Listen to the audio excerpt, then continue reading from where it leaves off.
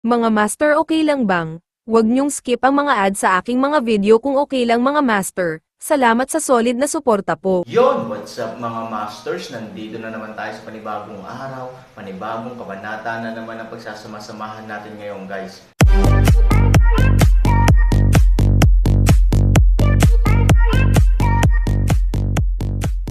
Bali mga masters, kung bago ka pa lang po sa aking YouTube channel, please click the subscribe button, lalong-lalo na po yung notification bell guys, para maging connected pa rin tayo sa isa't isa at maging updated kayo sa mga susunod ko pang video. Bali mga masters, bago natin umpisahan ng kwento ay mag-shoutout po muna tayo para sa mga solid nating tagapakinig. Yun na nga mga masters, no? Bali hindi na ito patagalin. In 3, 2, 1, let's go! Ano ang mga plano para sa Yetian City? Sa totoo lang, madaling sakupin ang isang bansa, pero mahirap talaga itong ipagtanggol. Ang Yetian City ay matatagpuan sa gitna ng kagubatan, na walang natural na panganib sa paligid nito. Hanggat maaari mong mahanap ito ay napakalinaw sa iyo.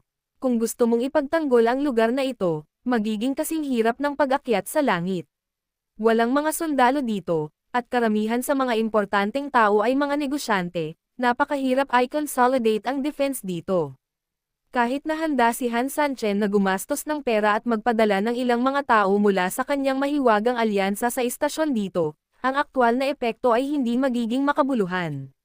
Sa susunod, pagkatapos ayusin ng kalaban ang Food Road, magpapadala sila ng mga tropa para sugpuin sila, hindi banggitin ang pag-asa sa kanila, kahit personal na pangunahan ni Han Sanchen ang labanan, maaaring hindi niya makamit ang mga resulta ngayon. Ang paggamit ng kasanayan minsan ay binibilang bilang isang matalinong diskarte, ngunit kung gagamitin mo ito ng 2 beses, ang kalaban ay magbabantay, at ang epekto ay natural na mababawasan. Sa isang lugar kung saan walang natural na panganib na ipagtanggol, hanggat hindi nakakamit ang anumang epekto, ito ay talagang nakamamatay. So, kahit anong pilit mo, mukhang biro talaga ang depensa dito. Ngunit sa kabilang banda, kung hindi nila ipagtatanggol ang lugar na ito, saan dapat pumunta ang mga taga Yetian City? Sa katunayan, para sa Han Sanchen, ang Yetian City ay hindi ang lungsod na gusto niyang manalo. Pagkatapos ng lahat, ang lugar na ito ay napakalapit sa lungsod ng nasusunog na mga buto, at ang Han Sanchen ay walang base dito. Malayo ang Emperador Chang'ao, pabayaan na, nasa pond pa rin itong Kabkuban at Pandarambong. Gayunpaman, ang mga tao ng Yetian City ay napilitang makisangkot dito, maging para sa subjective o objective na mga kadahilanan. Hindi pinanggako ni Han Sanchen ang responsibilidad para dito, at tila medyo malamig ang dugo at walang awa. Kasalukuyang ginagamit, ito ang pinakakumpleto at pinakamahusay na ginagamit na app para sa pakikinig sa mga aklat, isinasama nito ang 4 na pangunahing speech synthesis engine at higit sa 100 mga tunog, isa rin itong artifact na nagbabago ng pinagmulan na sumusuporta sa offline na pagbabasa, OneUAnap.com source changing app. Ano ang maaari mong gawin? Tanong ni Han Sanchen. Anong magagawa natin dito? Tanungin natin si Mr. Han na magdesisyon. Oo, sinusunod namin ang pakay ni Mr. Han, gagawin namin kung ano man ang sabihin sa amin ni Mr. Han. Obviously, ang mga taong ito ay magalang pa rin pagdating nila, na hindi ang gusto ni Han Sanchen. Let me make it clear to you directly, Yetian City is not in my plan dahil malayo ang tropa ko dito, but since you are involved, I have 2 ideas, let's see how you decide. Pakilinaw mo, Mr. Han. First, Yetian City fully regain its autonomy, the city belongs to you, and it will naturally given full management to you. I will send some people to help you guard the city, but I cannot guarantee the actual outcome. Ibig sabihin, kung gusto ng kalaban na lumaban, hahayaan na lang natin ang kalaban na umatake. The second point is that Yetian City will be built as my first base in the Demon Clan. I can exempt you from at least 70% of the existing taxes, but Yetian City may suffer consequences that I can't estimate at the moment. Lahat ng klase ng pag-atake, ang masisiguro ko ay hanggat hindi ako patay, ang base ay babantayan ng malaking bilang ng mga tropa.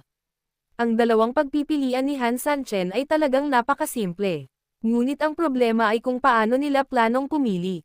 Ang unang panganib ay ilagay ang lahat ng posibilidad sa gilid ng lalaking nakaitim. Kung gagantay sila, kung papatayin nila ang manok para takutin ang mga unggoy ay hindi alam, at ang buwis ay magiging malupit pa. Ang pangalawang panganib ay ang paghihiganti ng mga kaaway ni Han Sanchen, mahirap hulaan kung gaano kadalas at kabanggas ang mga kalaban. Ngunit ang magandang bagay ay kung makakalaban si Han Sanchen, ang kanilang buhay ay lubos na gaganda. Pero kahit anong tingin mo, parang napakahirap ng kahit anong choice. Ilang tao ang tumingin sa akin at sa iyo, at mahirap magdesisyon sandali. You don't have to rush to answer me. I won't leave here until tomorrow. You can have a good discussion before that. Pakikinggan kong mabuti ang mga opinyon ng mga tao sa Yetian City, kaya tatanggapin ko ang anumang pagpipilian na gagawin mo. Irerespeto ko rin ito nang walang anumang pressure. Matapos ang kanyang mga salita, si Han Sanchen ay tumanggo kay Luo Jin, Panginoong Luo Lungsod, mangyaring pag-usapan ito sa inyong mga sarili. Okay, bahagyang tumanggo si Luo Jin. Umalis si Han Sanchen kasama ang kanyang mga tropa at bumalik sa pader ng lungsod. Sa gabi, dinala ni Luo Jin si Luo Yinger sa ilalim ng pader ng lungsod. Obviously, dapat may resulta ang usapan nila. Inutusan ni Han Sanchen si Hai Jin na kunin ang mga ito, at kasabay nito, inutusan ang mga tao na bantayan ang tsaa. Nang matapos na ang lahat, sa wakas ay nagsalita si Han Sanchen, I wonder kung ano ang kinalabasan ng talakayan ni Lord Luo at ng iba. Ngumiti si Luo Jin, pwede ko bang tanungin si Mr. Han kung meron ba siyang inaasahang resulta? Sinabi ni Han Sanchen, mula sa makatuwirang pananaw, natural na umaasa ako na ikaw ang gagawa ng unang pagpipilian. Nanalo na ako at nakuha ko ang kaligtasan at reputasyon na kailangan ko. Natural na ito ang pinakamahusay na oras upang umalis sa oras na ito. In addition, my people also need to recuperate. It is best to live if there is no war. Ngunit mula sa emosyonal na pananaw, ang ating tagumpay sa labanang ito ay nakasalalay pangunahin sa tulong ng mga tao sa lungsod, lalo na sa iyo, ang Panginoon ng Luo City, sa makatuwid. Hindi ko maaaring baliwalain ang Yetian City, batay dito, sana ay piliin mo ang pangalawang pagpipilian, dalawang uri. Gayunpaman, ito ay palaging isang pagpipilian, at ito ay palaging iyong pinili, kaya ako ay umabot sa punto na maaari kong tanggapin ito ng mahinahon. Malumanay na ngumiti si Luo Jin, ginoo nga si Mr. Han, pero diretso siyang magsalita. I like and admire him very much. Oo, nagbunga ang usapan natin, pero sa totoo lang masasabing walang resulta. Lord Luo, anong ibig mong sabihin dito?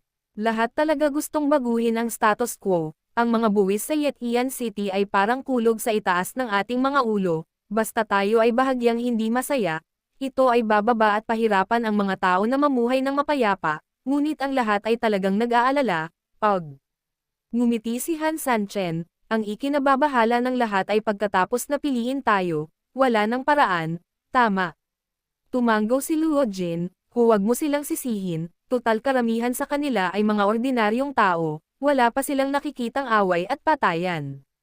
Gwinagewi ni Han Sanchen ang kamay, hindi ko sila sisisihin, lahat gusto lang mamuhay at magtrabaho ng mapayapa at kontento, walang masama doon. Bagaman tila ang mga kahilingan ng mga residente ng lungsod ay medyo paulit-ulit, sa isang tiyak na lawak. Ito ay talagang hindi mapagkakatiwalaan, ngunit kung iisipin mong mabuti, napakaraming tao, paano ang kanilang mga opinyon ay kung ano ang gusto mo. Bukod pa rito, ang kailangan talaga ng mga tao ay mamuhay at magtrabaho sa kapayapaan at kasiyahan, natural, walang bagay na tumatalon o hindi, to put it simple, they are just trying to survive. Otherwise, let's do this, for the time being, we will implement the second set. If one day my subordinate will not longer resist, then I will not interfere too much in how the people in the city choose, or I will need to cooperate and say that I forced them. Yes, ayos lang din. Ang mga salita ni Han Sanchen ay maaaring maalis talaga ang mga pagdududa ng lahat ng umuugong na residente ng lungsod. Ito rin ay ginagawang mas madali para sa kanila na tumalon pabalik-balik sa pagitan ng kaliwa at kanan. Mr. Han, do you mind if this is the case? Sino ba naman sa taas ang ayaw maging loyal ang mga nasa ibaba niya? Ang kawalan ng tiwala na ito sa simula ay marahil ay isang bagay na walang gustong makita, at maaari pang ang maparusahan ng husto. Pero sabi ni Han Sanchen straight to the point na okay lang sa umpisa. Ang ganitong uri ng puso at tapang ay tunay na makapigil hininga. Alam ko lang na kung ang isang malaking puno ay tumubo ng maayos, ang mga ibon ay natural na maninirahan doon, at libo-libong mga ibon ang natural na lumiligid sa paligid nito. Ngunit kung ang puno ay hindi maganda at isang grupo ng mga ibon ay puwersahang itinali, ito ay walang iba kundi ang purgatorio sa lupa. Kapag nangyari ang anumang bagay, ang mga puno ay babagsak at ang mga ibon ay magkakalat. So, there is essentially no big difference, the trees still need to be strong. Tumawa si Luo Jin, Mr. Han is young and so generous, I really admire you. Originally, iniisip ko pa kung paano kita kakausapin, pero hindi ko inaasahan. I didn't expect it to be so simple, you don't even need to speak. Nakangiting sabi ni Han Sanchen. Tumanggaw si Luo Jin, oo nga eh. Sobrang laki ng sitwasyon ni Mr. Han na hindi ko talaga inaasahan. Tumayo si Han Sanchen at naglakad papunta sa gilid ni Luo Jin. Panginoong lungsod Lord Luo, kung muli mo akong purihin, halos purihin mo ako hanggang langit.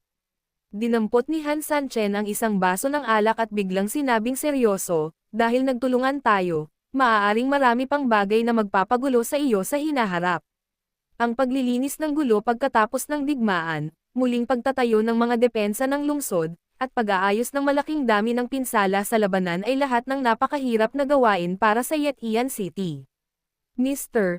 Han, since we have set the tone now, I will send people to clean up other things. The focus of our discussion now is how to deploy defenses, or in other words, what kind of adjustments do you need for Yetian City?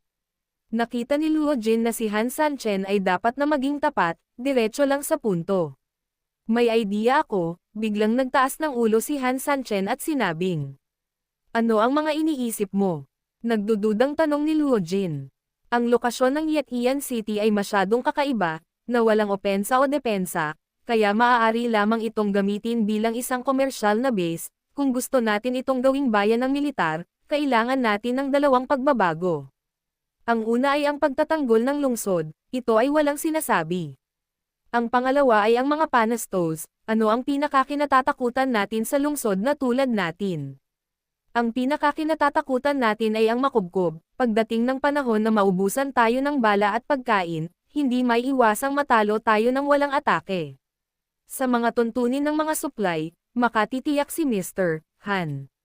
Ang Yetian City ay tumatakbo sa loob ng maraming taon, at marami akong paraan upang makakuha ng pagkain. Kumusta naman ang mga ruta ng transportasyon? Ito, kailangan natin ng maraming ruta ng transportasyon, na dapat ay matatag sa ibabaw at nakatago sa dilim. Madilim na tumutukoy sa, katulad ng isang lagusan, at mas mabuti ang isang walang katapusang lagusan. I understand. I will arrange for someone to get through it. However, I'm afraid this process will take a long time. Okay lang, ayusin mo na lang. Na may gagawa, yung pera naman, babayaran ko. Hindi, makukuha mo pa ang pera sa bodega ng lungsod. Since I want to collect your taxes, I natural have to bear the cost of city defense construction. You don't have to argue with me about this. Kung may pera sa bangko, mas bagay na gamitin mo ito para mapaunlad ang kabuhayan ng mga tao. Nang marinig ang mga salita ni Han Sanchen, nakaramdam ng matinding kirot si Luo Jin. Ito ay hindi isang tanong ng pera sa lahat, ang halaga ng paggawa sa paghuhukay ng mga lagusan ay hindi mahalaga sa Luo Jin. Ngunit sapat na ang ugali ni Han Sanchen para ipakita na ganito ang tindig ng isang nakatataas na tao. Mahusay na sandata. Ang isa pang bagay ay pagtatanggol sa lungsod. Paano gustong pagbutihin ni Mr. Han ang depensa ng lungsod? It doesn't really mean much how to improve it, kahit magkunwari tayong Golden City ang lugar na ito, ano ang mangyayari?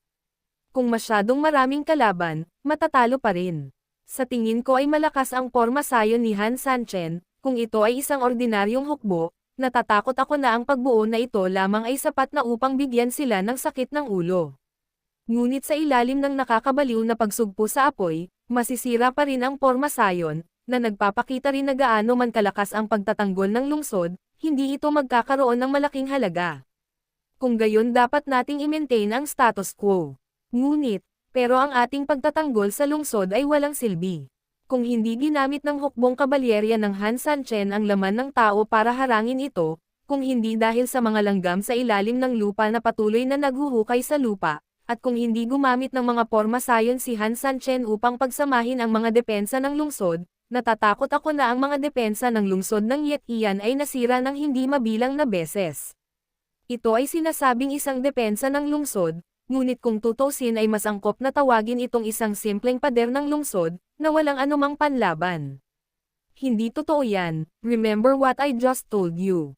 Tandaan mo, masisiguro ng mga tunnel ang ating mga supply, ngunit mapoprotektahan din nila ang ating mga depensa sa lungsod, ang ibig kong sabihin ay may 3 lungga din ang tusong kuneho. Magtayo pa tayo ng ilan pang night sky na lungsod para mag-echo sa isa't isa at magkaila. Itinaas ni Han Sanchen ang kanyang kamay, at may lumitaw na panulat sa hangin. Mabilis na gumuhit ng tatsulok si Han Sanchen sa lupa. Ang 3 Yetian na lungsod ay umiiral sa ganitong paraan, ang bawat lungsod ay virtual ngunit totoo, at ang tunay ay virtual. Sa sandaling magkaroon ng pag-atake kahit saan, ang iba pang 2 lungsod ay maaaring agad na maging mga punto ng pagiging handa sa labanan at mabilis na pumunta sa suporta na may 2 pakpak. Ito ay mutual echo at mutual disguise. Bukod dito, ang 3 lungsod ay pawang mga pekeng lungsod, at sila rin ay tunay na mga lungsod, maaari nating patuloy na baguhin ang isa't isa sa panahon ng digmaan, inaatake ng kaaway ang tunay na lungsod, pagkapasok, maaaring ito ay isang virtual na lungsod, abandonahin nila ang virtual na lungsod at pumasok sa susunod na tunay na lungsod, at pagkatapos ay maaaring ibinigay mo ang tunay na lungsod at pumasok sa isa pang virtual na lungsod. Ang sinabi ko ay medyo nakakalito, ngunit naiintindihan mo ba ang kahulugan? Pagkaraang marinig ito, pinag-isipan ito ni Luo Jin ng matagal at sa loob ng mahabang panahon, at sa wakas ay naunawaan na niya ang ibig sabihin ng Han Sanchen.